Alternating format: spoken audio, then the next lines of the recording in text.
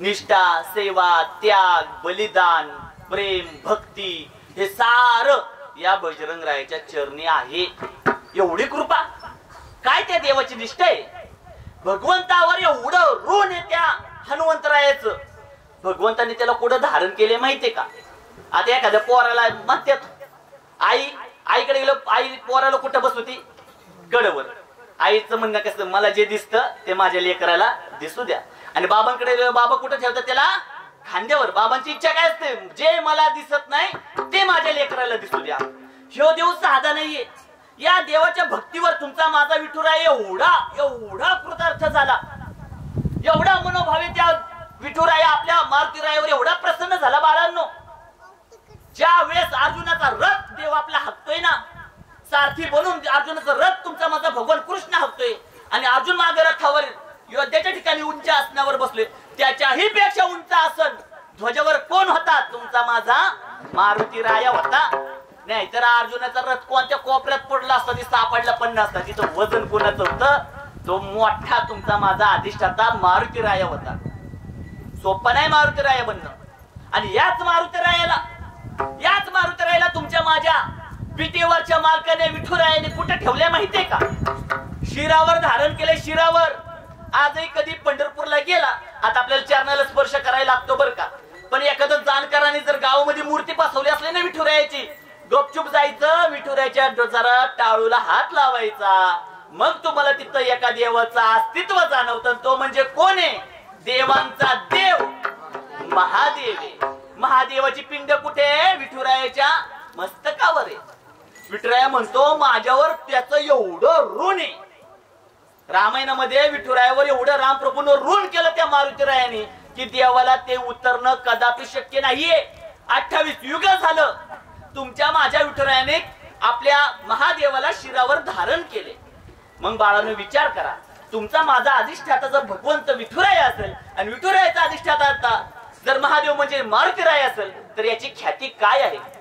रामायणामध्ये धावत्या ओघामध्ये पाहूयात. म्हणजे ज्यावेळेस दशरथ राजाला एक स्वप्न पडलं. दशरथाला काय स्वप्न पडलं की स्वप्नामध्ये त्यांनी दोन पुरुषांचा आणि एका महिलेचा खून केला. आणि तो जागा झाला, धावत गेला आपल्या गुरुंकडे. म्हणला, त्यांच्या गुरुंचं नाव वशिष्ठ. म्हणला, गुरुदेव, मी कधीही निरपराध व्यक्तींना मारत नाही. युद्धामध्ये रणांगणामध्ये मी युद्ध करताना अनेकांचा जीव घेतला असेल, पण निरपराध निष्पाप लोकांचं मी कधीच मारलं नाही, कधी जीव घेतला नाही. मला असलं विचित्र स्वप्न का पडलं, याचं मला उत्तर द्या. त्यावेळेस वशिष्ठ मुनी म्हणतात, आता हे जे तुला स्वप्न पडले ते सत्यामध्ये उतरू शकतं, कारण ते पहाटे स्वप्न पडलं होतं. यातून जर वाचायचं असेल त्या पापाला आपण सौम्यता धारण करू. आता एक काम करा, तुम्ही वनामध्ये जा आणि वनामध्ये जाऊन तुम्ही 3 शिकारी करा. 1 मादीची आणि 2 नराची शिकारी करा. आता हा दशरथ राजा, त्याच्यासारखा धनुर्धर कोणीच नव्हता, पण त्याने कधी शिकारीच केली नव्हती ना. त्याचं हृदय चांगलं साफ होतं. पण गुरूंच्या आदेशाने तो वनामध्ये गेला. आता तो निपुत्रिक आहे बरं का, त्याला पुत्र वगैरे काही नाही. वनामध्ये गेला. वनामध्ये गेल्यानंतर दिवसभर पाहतोय, इकडे हरण दिसतंय, तिकडे हरण दिसतंय, पण त्या शिकारीमध्ये त्याला रथ नसल्यामुळे त्याला ते प्राप्त झाली नाही शिकारी. पण तो हुशार होता, बुद्धी कौशल्य होतं. मग तो विचार केला, सायंकाळची वेळ, आता इथं सरोवरावर वन्य प्राणी पाणी पिण्याकरता येतात. एका झाडावर जाऊन तग लावून बसलाय, हातामध्ये बाण घेऊन शरसंधान करून बसलाय. आणि त्याच वेळेस आपल्या आंधळ्या आई वडिलांना काशीला घेऊन जाणारा श्रावण बाळ आपल्या आई वडिलांना सरोवराच्या किनाऱ्यावर ठेवतो, हातात कमंडलू घेतो आणि तिथं पाणी भरत असतो. पाणी भरत असताना अर्धवट कमंडलू भरतो, त्यातून बुडबुडाचा आवाज येतो. तेवढाच आवाज दशरथ राजाने ऐकला माता माऊली. आणि दशरथ राजा जो धनुर्विद्येमध्ये अतिशय श्रेष्ठ होता, त्यांनी ध्वनिभेदक नावाचा बाण त्या बुडबुड वाजणाऱ्या दिशेकडे सुळसुळ करत सोडून दिला. जसा सुळसुळ करत सोडून दिला, तो बाण अगदी अचूकपणे श्रावण बाळाच्या कंठाला लागला आणि तो रडला. ही आरोळी ऐकता क्षणी दशरथ राजाने धनुष्यबाण बाजूला टाकला, धावत गेला आणि जाऊन पाहतोय तर एक युवक, अतिशय तेजस्वी असणाऱ्या युवकाच्या कंठाला बाण लागलाय. दशरथ राजाच्या डोळ्यातून आसू गळायला लागली. त्याचे आपल्या मांडीवर शिर धरलं आणि त्याला विनवणी करायला लागला, अनावधानाने माझ्याकडून हे कार्य झालं, मला माफ कर, माफ कर. तो श्रावण बाळ म्हणतो, महाराज ते सगळं जाऊ द्या, आता माझा जीव कोणत्याही क्षणी जाणार आहे, फक्त माझी एक विनंती आहे, एक शेवटची इच्छा पूर्ण करा. त्यावेळेस तो चक्रवर्ती सम्राट असणारा दशरथ राजा म्हणतो, तू सांग तुझी काय इच्छा, मी सगळ्या इच्छा पूर्ण करू शकतो. त्यावेळेस तो, माझी फक्त एकच इच्छा आहे, हा अर्धवट भरलेला कमंडलू पाण्याने पूर्णपणे भरा आणि माझ्या तहानलेल्या आई वडिलांना पाणी नेऊन पाजा. माता माऊली विचार करा, जीवनाच्या शेवटच्या घटिका मोजतोय, राहिलेले 4-2 श्वास मोजणारे युवक, त्याच्या जीवनातली शेवटची इच्छा काय आहे? माझ्या आई वडिलांची तहान मिटवा. आजकाल पिढी चालली कुठं? हा श्रावण बाळ आपल्याच भारतात आलता का याचा पण विचार करावासा वाटतो. अहो 1,500 रुपये दिले नाही सलीला म्हणून 12वीच्या पोराने आपल्या वडिलांच्या केपट्यात खोरं घालणं, आईने हातातला मोबाईल हिसकावून घेतला म्हणून धनकवडीमध्ये एका मुलाने आपल्या आईच्या चेहऱ्यावर कात्रीने वार करणं, आई वडील ओव्हरलोड झाले म्हणून त्यांच्याशी खोटं बोलून आपल्या गाडीवर बसवायचं, आळंदी सारख्या गर्दीमध्ये जाऊन तिथं त्या आई वडिलांना तिथं सोडून जायचं. ही पिढी आपल्याच भारतात जन्माला आली का? आई वडिलांबद्दलची प्रेम, आसक्ती, त्यांच्याबद्दल असलेली कर्तव्य कुठे विसरत चालली ही पिढी? हाच विचार करण्याची गरज आहे. ह्या पिढीला जर सरळ मार्गावर पुन्हा आणायचं असेल, त्याला एकमेव जर मंडप उरला असेल तो म्हणजे हा कीर्तनाचा धर्ममंडप आहे. आणि हा धर्ममंडप या पिंगोरीकरांनी आपल्या आदर्श नगरने उचलला, त्यांच्यासाठी एकदा जोरदार टाळ्या होता. आणि मग तो अर्धवट भरलेला कमंडलू दशरथराजांनी भरला आणि आंधळ्या आई वडिलांना देण्याकरता गेला. श्रावण बाळाचे आई वडील म्हणले, बाळा तू बोलत का नाही? दशरथराजाला माहित होतं मी बोललो ते आपसूक ओळखणार आहे. शेवटी त्यांनी अनेकदा विनवण्या केल्या, पण म्हणल्या जोपर्यंत तू बाळा बोलणार नाही तोपर्यंत आम्ही पाणीच पिणार नाही. शेवटी आपल्या दशरथराजांनी त्यांना सगळी हकीकत सांगितली. त्यावेळेस त्यांना क्रोध अनावर झाला. त्या श्रावण बाळाचे आई वडील म्हणतात, आता मला पाणीच नको, आमचं लेकरूच राहिलं नाही. आणि हे राजा, तुझ्या चुकीमुळं आमच्या लेकराचा आज अंत झालाय. आज आम्ही तुला शाप देतो, आम्ही पाणी पिणार नाही. आम्ही नवरा बायको आज आमच्या पुत्र वियोगाने, आमच्या मुलाच्या आठवणीमध्ये इथं मरण पावणार आहे. आणि मी तुला शाप देतो आम्ही दोघं की तुझाही अंत तुझ्या पोरांच्या वियोगामध्ये होईल. आता दशरथ राजाला वाईट वाटाय पाहिजे ना, अरे मला शाप भेटला.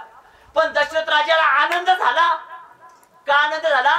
कारण दशरथ राजाला पोरच नव्हती. दशरथ राजा म्हणला, अरे या आंधळ्या आई वडिलांच्या हृदयातून निघालेला शाप आहे ना, याचा अर्थ हा कधीच असत्य होऊ शकत नाही.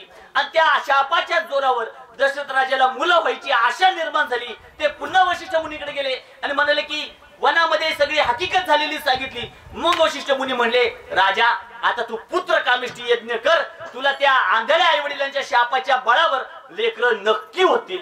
आणि मग वशिष्ठ मुनींच्या सांगण्यावरून दशरथ राजाने पुत्र कामिष्ठी यज्ञ केला. आणि त्या यज्ञामध्ये ज्या वेळेस जो फळ स्वरूप खीर निघाली, तो प्रसाद दशरथ राजाला त्याच्या 3 पत्नींना द्यायला सांगितलं. मग दशरथ राजाने सगळ्यात पहिल्यांदा आपल्या कौशल्या मातेला दिला, नंतर सुमित्रा मातेला दिला आणि तिसऱ्यांदा सर्वात लाडकी पत्नी असणारी सर्वात छोटी तिला देव केला. पण तिला राग आला, म्हणजे सगळ्यात अगोदर मला दिला का नाही. त्याच्यावरून तिने तो प्रसाद दिलेला तिने तो बाजूला फिरकवला. तेवढ्या तिथं घार आली आणि घार येऊन तो प्रसाद घेऊन गेली. आता तिच्याकडे प्रसादच नाही राहिला. पण कौशल्या माता आणि सुमित्रा मातेच्या प्रसादातला थोडा प्रसाद त्या आपल्या कैकेयी मातेला दिला. आणि ज्या वेळेस ती घार आपल्या पंजामध्ये घेऊन नख्यामध्ये घेऊन तो प्रसाद उडत होती आणि तिकडे महादेवाची निष्ठेने सेवा करणारी तपश्चर्या करत बसलेली तुमची माझी अंजनी माता आपली महादेवाला विनंती करायची, महादेवा मला असा पुत्र प्राप्त होऊ दे जो अतिशय शौर्यशाली असेल, भगवंताच्या सेवेमध्ये रत असेल. अशा भावनेमध्ये ती विदामणी करत असताना तिच्या आपसुक हातामध्ये घारीच्या त्या पंजातला प्रसाद निसटला आणि त्या अंजनी मातेच्या हातामध्ये पडला. आणि मग आपण सगळे म्हणतो हा येणारा पुत्र म्हणजे आपल्या सर्वांचे लाडके हनुमंतराय कुणाचा मुलगा आहे? हे अंजनीच्या सुता तुला रामाचं वरदान, हे अंजनीच्या सुता तुला रामाचं वरदान. अनेक मुखानं बोला बोला जय जय हनुमान, एक मुखानं बोला बोला जय जय हनुमान, एक मुखानं बोला बोला जय जय हनुमान, एक मुखानं बोला बोला जय जय हनुमान. दिव्य तुझी राम भक्ती भव्य तुझी काया, बालपणी गेलासी तू सूर्याला धराया, बालपणी गेलासी तू सूर्याला धराया. हादरली ही धरणी, हादरली ही धरणी, करत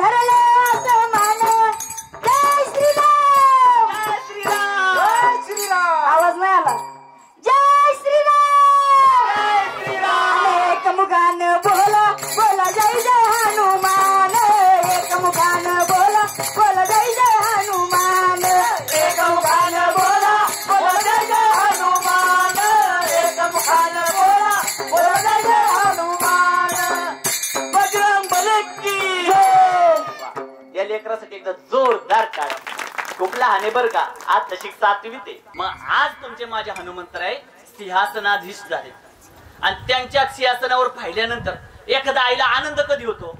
आईला आनंद कधी होतो? आता समजा आपण एखाद्या माता माऊलीच्या घरी गेलो, चहा प्यायला गेलो, ओ कसली बारी साडी हो तुमची, एकच नंबर बरं का. आमच्या आईकडे पण असली साडी नाही. त्या माता माऊलीला बरं वाटतं बरं का, माझ्या साडीचं कौतुक होते. अयो असला नेकलेसचा हार तर आम्ही पाहिलाच नाही, किती छान आहे हो. त्यांना बरं वाटतं, त्यात काही माझ्या एवढं नाही पण बरं वाटतं. पण जसं तुम्ही म्हणता ना, अहो तुमचा बावडा कसला अभंग म्हणत होता, त्या दिवशी बावड्याने कसल्या चौकामध्ये भाषण ठोकलो, तुमचं लेकरू ना, तुम्हाला अजून दूध देऊ का दूध. तिला एवढं भारी वाटतं का तिच्या लेकाचं कौतुक केलं. मातेला कधी चांगलं वाटतं? पोटी भार वाहे त्याचे लेकुराचे हित. आपल्या लेकराचं जर कौतुकाचे शब्द त्या मातेच्या कानावर पडले, 15 वर्ष जरी तुम्ही एकमेकांसोबत बोलत नसले ना, तरी पण ती माता माऊली बोलते का माझ्या लेकराबद्दल याच्या मनामध्ये चांगला सद्भाव आहे. माता पिता अख्ख्या जगाच्या विरोधात जातात पण आपल्या लेकरांचा सांभाळ करतात, आपल्या लेकरांच्या बाजूने उभे राहतात. पण ते बाजूने उभे राहण्यासाठी लेकरांनी आपल्या आईवडिलांना तेवढा आदर सन्मान देणं गरजेचं आहे. ते आता सध्या फार फार कमी होतं. ग्रामीण भागामध्ये तरी चांगली परिस्थिती आहे, शहरी भागामध्ये फार समाज भरकटला. आणि त्याला एकमेव शाप कोणता झाला तर मोबाईलचा शाप झाला.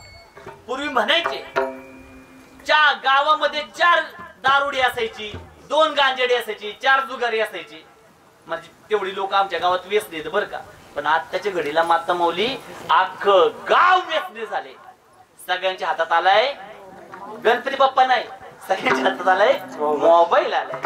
मोबाईल आल्यामुळे आता भासमय असणारं सगळं जग त्याच्या जवळ आहे. आपण म्हणतो ते एकट्या झोपलाय बरं का, एकट्या खोलीमध्ये अभ्यास करतोय बरं का, एकट्या वावरात पाणी द्यायला गेलाय बरं का. नाही, त्याच्यासोबत असंख्य लोक त्या मोबाईल मध्ये आलेली आहेत. खोटी खोटी लोक बोलताय. ते पूर्वी माणसं पाणी धरायला गेली ना तर पाणी देताना पाटातला काँग्रेस उपटायची, आताचा तसा करत नाही. पाणी देताना खोऱ्याने ओला पण हात करते, खोऱ्याने बार देतो, जी मोबाईलवर तेवढा अख्खा वाफा भिजत वर बसतो आणि परत चालू होत. आता शेतकरी तसा राहिला नाही. पूर्वी महाराज, आता मी पण लय जुना त्याशातला भाग नाही पण मला ते दिवस आठवतात. ज्या वेळेस मी 12वीत होतो ना, मी माझ्या आजी सोबत जायचो गहू कापायला आणि गहू कापायला त्याच्या पेंड्या बांधायच्या. पण आता जग कसलं वेगवान झाले.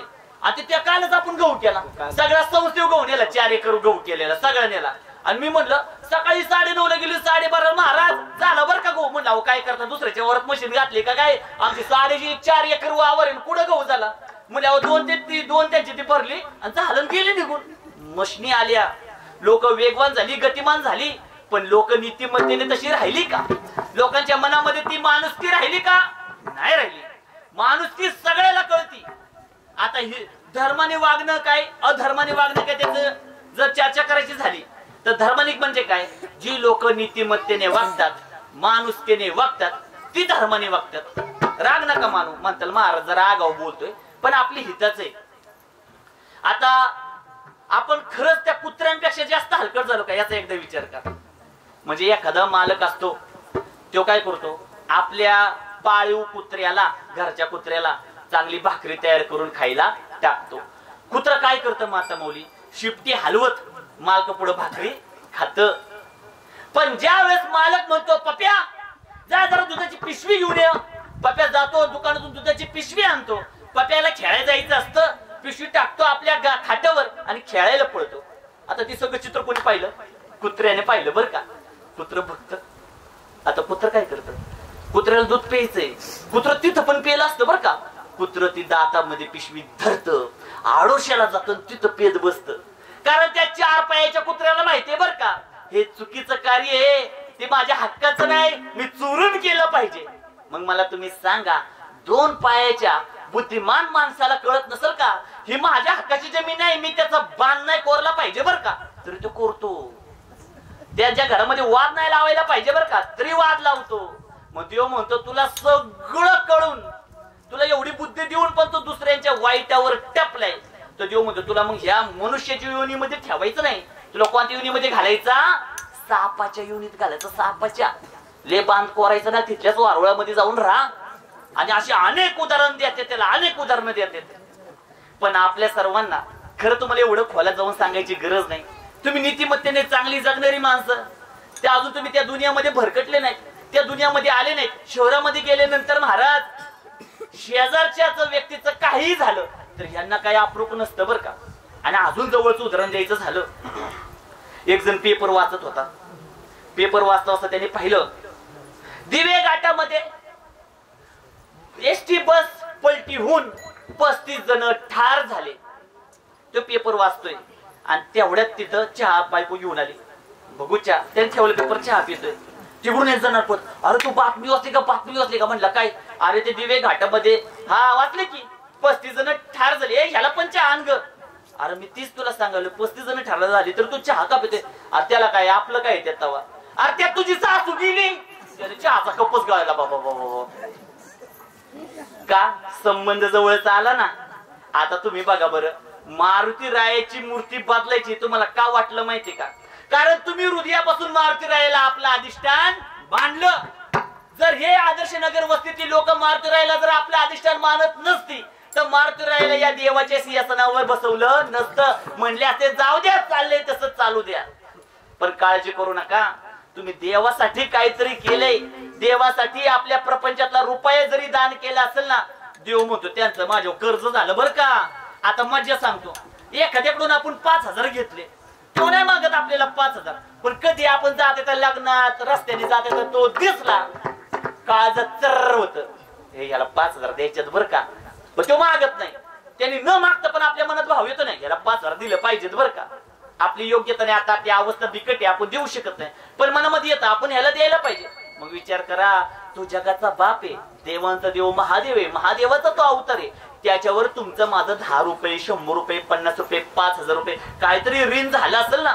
मारुतीराय पण म्हणत असेल, ह्यांचं माझ्यावर ऋण आहे बरं का, ह्यांना मी काहीतरी द्यायला पाहिजे. आणि मारुतीरायाचा जो अधिष्ठान आहे विठुराया, म्हणजे ज्यावेळेस कृष्ण अवतारामध्ये सुदामाने देवाला काय दिली?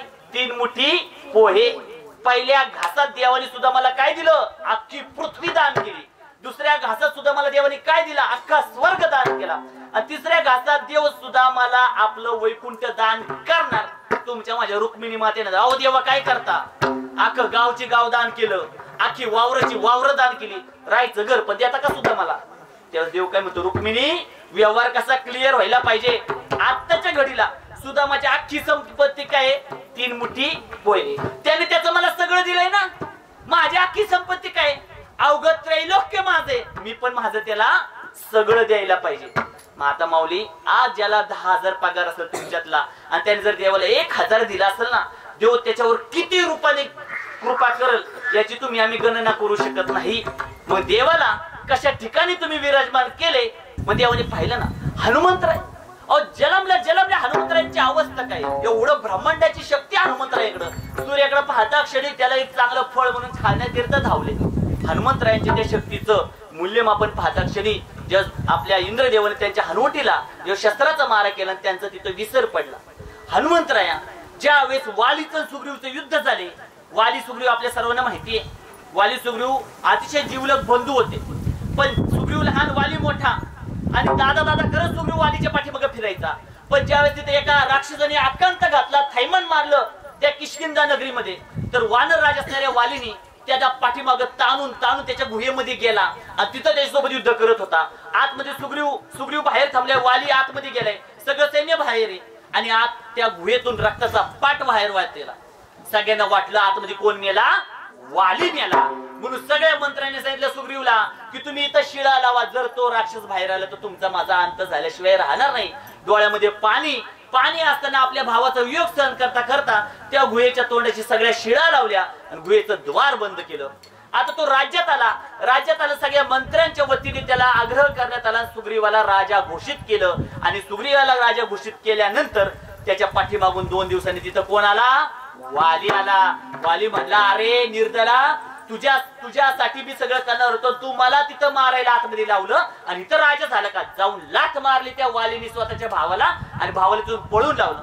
आणि हा भाऊ ज्यावेळेस तो तिथून पळून गेल्यानंतर तो एका पर्वतावर राहायचा. त्या पर्वतावर वालीला येणं शक्य नव्हतं. आता त्या सुग्रीव तिथं वंचित झाला. बघा, सूत्र कसं आहे, राम प्रभू वनवासाला गेले, आपली सीता मातेचा शोध घेतात. सुग्रीव राज्यातून बाहेर काढला गेलाय, त्याच्या पत्नीला त्याच्या मोठ्या भावाने तिथं दासी बनवून ठेवली, म्हणजे सीता माता रावणाकडं आणि त्या सुग्रीवाची पत्नी त्याच्या भावाकडं. आणि हा पण वनवासात, तो पण वनवासात. आता इकडं दोन तेजस्वी युवा राम लक्ष्मण जाताना दिसले, त्यांना कोणी पाहिलं? तुमच्या माझ्या हनुमंतरायने. अष्टसिद्धीनो निधी केदारता अजबर दिन जानकी माता. हनुमंतराय तिथं आले आणि त्यांनी पाहिलं, सगळी खात्री जमा करून घेतली. आणि मग हनुमंतरायांना कळला, हे दुसरे तिसरे कोण नाहीत, ज्यांच्या सोबत अनंत जन्मांपासून वियोग झाला तो माझा अधिष्ठाता म्हणजे भगवान प्रभू श्रीराम आहेत. विष्णू भगवंताचा अवतार.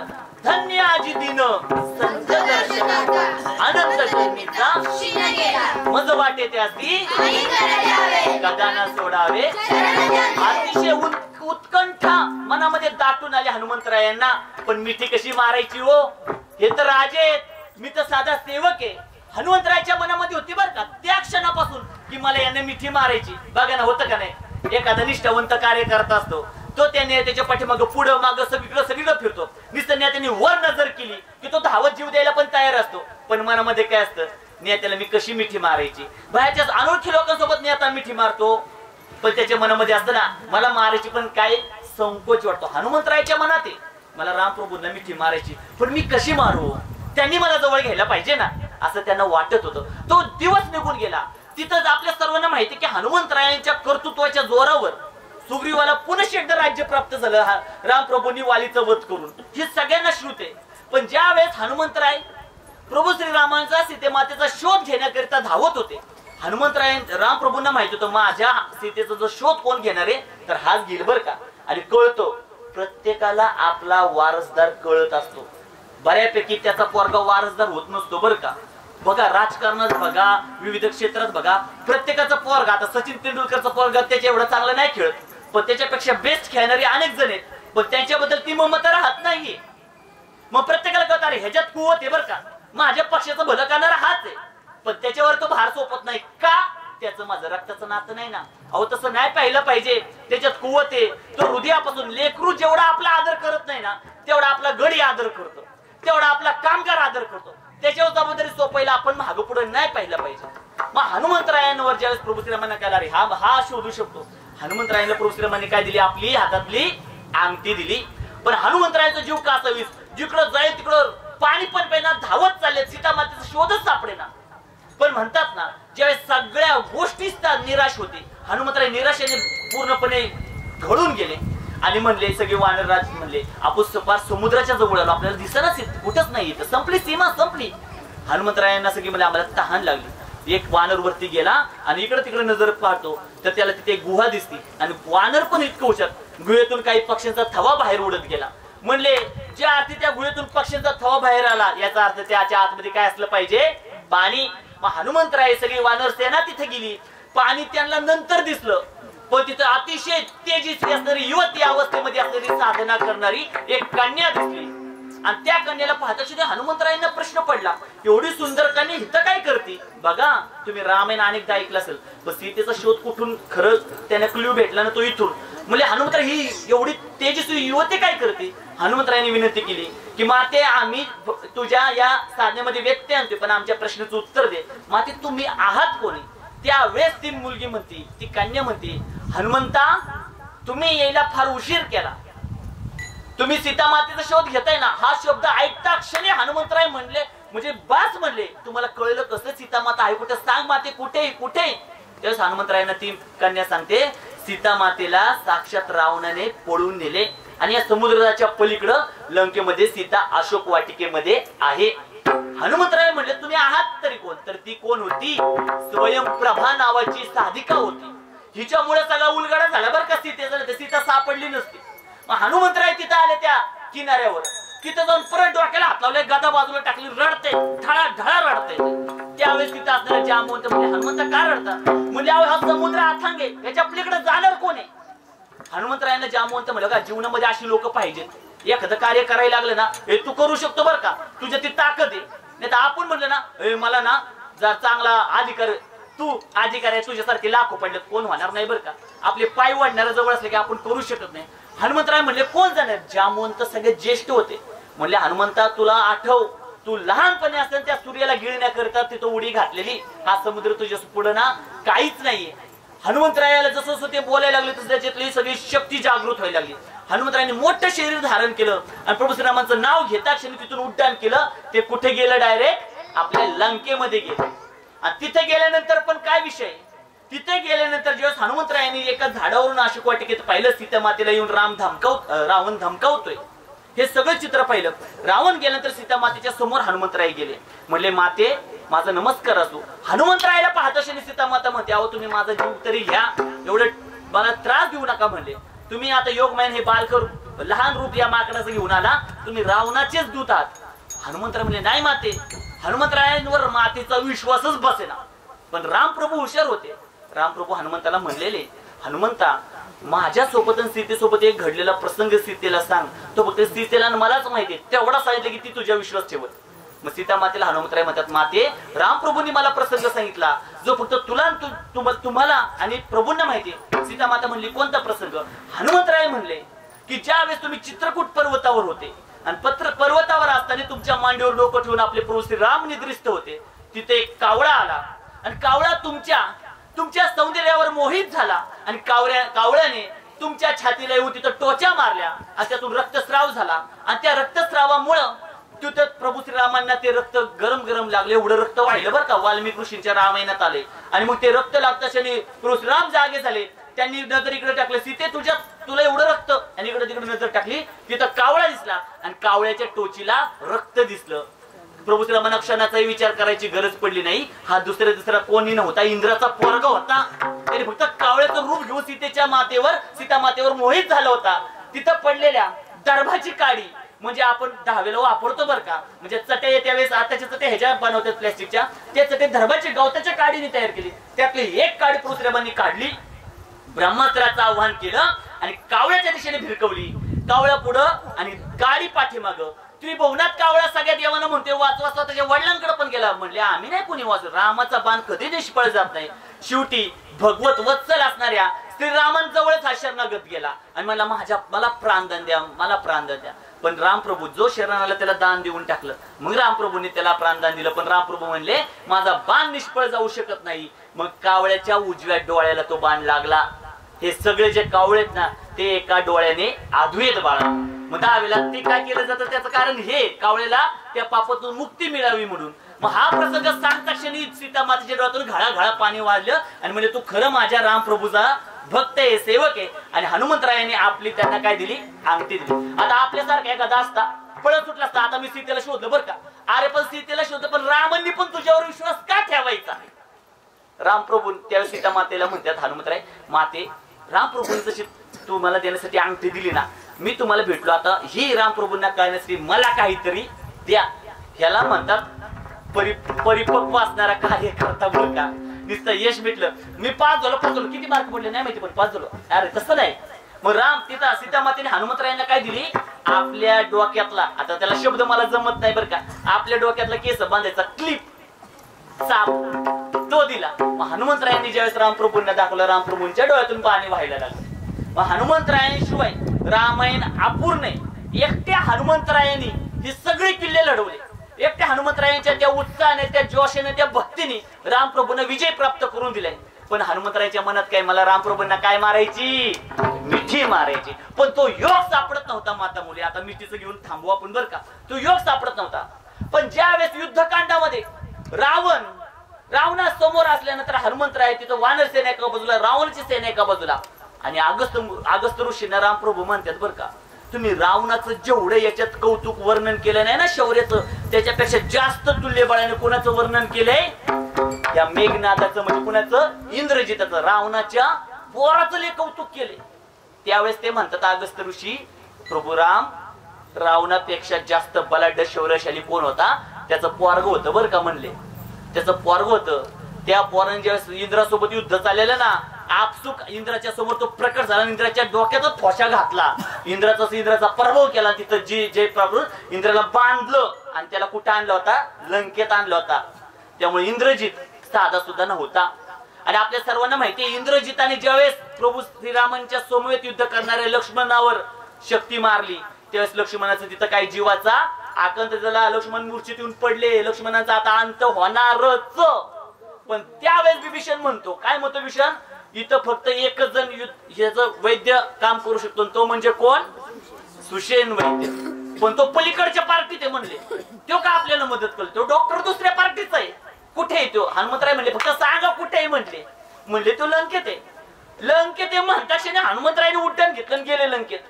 ते सुषेणच्या घरासमोरच गेले आणि म्हणले असं असं झाले, तुम्ही तात्काळ चला आणि आमच्या लक्ष्मणाचा तिथं औषधोपचार करा. सुषेण म्हणला, मी जर तिथे येऊन तुमचा उपचार केला तर रावण मला सोडणार नाही. ज्या वेळेस रावणाला कळत त्या क्षणी तो माझा जीव घेईल. हनुमंतराय म्हणले, म्हणजे कधी कधी कठोर बोलायला लागतं. हनुमंतराय म्हणले, रावणाला कळल्यावर जीव घेईल व तुमचा, तुम्ही झाले नाही ना, मीच आता तुमचा जीव घेतो. असं म्हणतात कधी कधी सौम्य लोकांना पण कडक बोलावं लागतं. हनुमंतरायाने सुषेणला घेतलं आणि लक्ष्मणाजवळ आणलं. लक्ष्मणाची सगळी नाडी तपासली वगैरे. त्यावेळेस सुषेण वैद्य म्हणतात, हनुमंता, प्रभू श्रीराम, याचा अंत लक्ष्मणाचा झालायच समय. कारण ह्याला जे औषध लागतंय ना ते इथं उपलब्ध नाहीये. ते औषध आपल्या अखंड भारताच्या टोकावर असणारी हिमालय पर्वतावर आहे, द्रोणागिरी. तिथं कोणीही जाऊ शकत नाही. तिथून घेऊन कोण येणार आहे? हनुमंतराय म्हणले, मी जातो प्रभू. असं म्हणता क्षणी जय श्रीराम म्हणले गेले. तिथे गेल्यानंतर ज्यावेळेस द्रोणागिरी पर्वतावर गेले ना, आपल्या सर्वांना माहितीये, बरेच जण कीर्तनकार म्हणतात की हनुमंतराय तिथे गेले आणि त्यांना संजीवनी बुटीच कळली नाही. संजीवनी आणायची ना वनस्पती. मग हनुमंतराय म्हणले, ही संजीवनी का? तीच अहो, ते अष्टसिद्धीनो निधिके दाता 9 सिद्धी त्यांच्या जवळ, त्यांना कळत नाही का? पण हनुमंतरायांनी पर्वत का आणला? त्याच्या पाठीमागचं कारण आहे, हनुमंतरायांना माहिती होतं की जर परत युद्धामध्ये असं कोणाला शस्त्र लागलं तर त्याच्यासाठी औषध आणण्यासाठी परत हिमालयात यायला लागेल ना. हनुमंतरायांनी सगळा पर्वतच आणला. आणि तो आणत असताना अयोध्या म्हणजे आत्ताच उत्तर प्रदेश, तिथून आणताना भरत, ज्यांनी आपल्या राजगादीचा त्याग केला, प्रभू श्रीरामांसाठी गावाच्या वेशीवर येऊन भरत थांबतोय. आणि त्यांनी पाहिलं एक कोणतरी मोठा पर्वत आपल्या अयोध्येच्या वरून चाललाय. याचा अर्थ काय? तो पर्वत आपल्या अयोध्येवर कोणतरी आक्रमण करत आहे. आणि तिथं भरताने आपल्या हनुमंतरायांना तिथं बाण मारला. हनुमंतरायांना कोणता बाण वेधू शकत नव्हता, पण त्याच्यावर कोणाचं स्मरण केलं होतं? प्रभू श्रीरामांचं. त्यामुळे हनुमंतरायांनी तो वार पण आपल्या छातीवर घेतला. का? तर माझ्या रामाचं नाव आहे त्याच्यावर, बर का. आणि मग तिथं हनुमंतराय कोसळले. तर तिथं भरत आले आणि भरताना हनुमंतरायांनी सगळी हकीकत सांगितली. आणि ती हकीकत कोण ऐकत होती? आतमध्ये उभी असणारी लक्ष्मणाची पत्नी. काय नाव तिचं? उर्मिला. उर्मिला कळतं की माझं कुंकू धोक्यात आहे. आणि हनुमंतरायांच्या डोळ्यातून घळघळ पाणी वाहते. हनुमंतराय म्हणतात, मी जर वेळेत नाही पोहोचलो, सूर्य उगवला तर लक्ष्मणाचा अंत झालाच म्हणून समजा. एखादी माता माऊली हनुमंतरायला जा म्हणायच्या आधी भारतासोबत भांडण करत, माझ्या नवऱ्यासाठी असं तसं तसं. उर्मिला माता म्हणली, हनुमंता, तुम्ही ज्या गतीत आला ना त्याच्यापेक्षा मंद गतीने जावा म्हणले. तो सूर्य उगवण्याचं धारिष्ट दाखवणार नाही. मी माझ्या उभ्या आयुष्यातल्या पतिव्रतेचं तिथं सगळं संकल्प करते. जोपर्यंत तुम्ही तिथं पोहोचत नाही ना तोपर्यंत सूर्य उगवणार नाही. आणि उगवलं तर माझी पतिव्रता भंग झालं समजत. आणि लक्ष्मणाची पत्नी होती ना उर्मिला, तिचं ते पतिव्रताचं ते सामर्थ्य होतं. हनुमंतराय तिथे गेले आणि मूर्छित पडलेल्या लक्ष्मण भैयांना श्रीराम रडून रडून पूर्ण कासवीत झालते. आणि ज्या वेळेस त्या संजीवनी वनस्पतीची औषधं तयार केली आणि सुषेण वैद्याने आपल्या लक्ष्मण भैयांना पाजली आणि लक्ष्मण भैया झोपेतून उठल्यासारखे ताजे तवाने उभे राहिले, त्यावेळेस तुमच्या माझ्या रामप्रभूंच्या डोळ्यातलं पाणी थांबलं. आणि लक्ष्मणाला पहिली मिठी मारायच्या अगोदर आपल्या प्रभू श्रीरामांनी कुणाला मिठी मारली? तुमच्या माझ्या हनुमंतरायाला. आणि त्यावेळेस प्रभू श्रीराम म्हणतात, तुम मम प्रिय भरत ही संभाई. माझ्या भरता इतकं या पृथ्वीतलावर मला कोणीच प्रिय नाही हनुमंता, पण भरतापेक्षा पण श्रेष्ठ जागा आज मी तुला माझ्या हृदयात घेतो. आणि हनुमंतरायाला तिथं परशुरामांनी आलिंगन दिले. माझा प्राण प्रभू राम मुखी नाम बोल जय श्रीराम. माझा प्राण मुखी नाम बोल राम बोल जय श्रीराम. माझा प्राण मुखी नाम बोल जय श्रीराम. माझा प्राण मुखी नाम बोल जय श्रीराम. प्रभू नामात रुजगा तुम्ही गुणगान, नामात रुजगा तुम्ही गुणगान. माझा प्राण प्रभू राम मुखी नाम बोल जय श्रीराम. माझा प्राण प्रभू राम मुखी नाम बोल जय श्रीराम. तर या सगळ्या गोष्टी करताना आपल्या सगळ्यांना एक गोष्ट ध्यानात घ्यायला पाहिजे, राम प्रभूंनी एका भक्ताच्या कर्वे अवघं रामायण घडवलं आणि त्या रामायणाचा उलगडा आणि त्या रामायणाचं यश जर कुणामुळे प्राप्त झालं, एकट्या हनुमंतामुळं, तेच अभंग चतुर्थी.